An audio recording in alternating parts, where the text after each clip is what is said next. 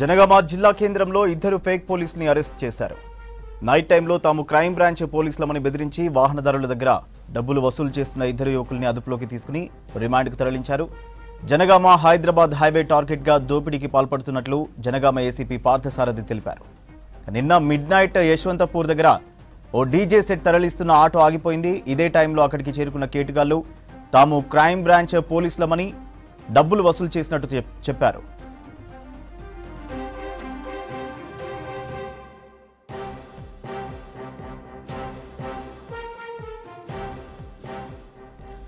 Auto driver దగ్గర నుంచి కొంత క్యాష్, ఫోన్ పేలో ఉన్న డబ్బులు ట్రాన్స్ఫర్ చేయించుకున్నట్టు పోలీసులు తెలిపారు.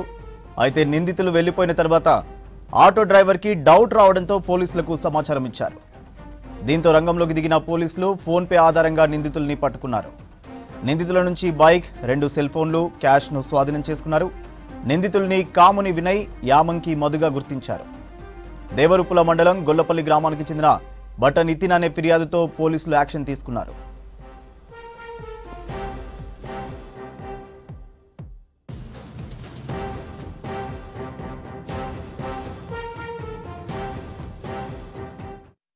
గొల్లపల్లి గ్రామానికి చెందిన నితిన్ అనే వ్యక్తి నిడిగొండలో ఫ్రెండ్ ఫంక్షన్ ఉంటే వెళ్ళి లేట్ అవర్స్ లో నైట్ 11:45, 12 మధ్యన వస్తా ఉంటే యశ్వంతపూర్ దగ్గర బండి ఆపుకొని వాళ్ళిద్దరు కూడా మూత్ర విసర్జన చేస్తుంది. ఈ లోపు యశ్వంతపూర్ గ్రామానికి చెందిన కాముని వినయ్ మరియు యామంకి మధు వీళ్ళిద్దరు కూడా మధ్యరాత్రి మన జనగాం నుంచి పోయి అక్కడ బండి ఆపిన దగ్గరికి వెళ్ళి వాళ్ళిద్దరిని కూడా ఏంద్రా మీరు ఇక్కడ ఉన్నారు, మేము క్రైమ్ పార్టీ పోలీసులము, ఇక్కడ ఏం చేస్తున్నారా మీరు నడవండి అని చెప్పి వాళ్ళని బెదిరించి వాళ్ళ దగ్గర జేబులో ఉన్న 500 రూపాయలు తీసుకున్నారు. ప్లస్ మా దగ్గర లేవు, అది పెట్రోల్ కూడా లేదన్న వాళ్ళు బట్లాడితే 800 రూపాయలు ఫోన్ పేలో పొలిటీకి వచ్చి అదే రాత్రి కంప్లైంట్ ఇచ్చారు.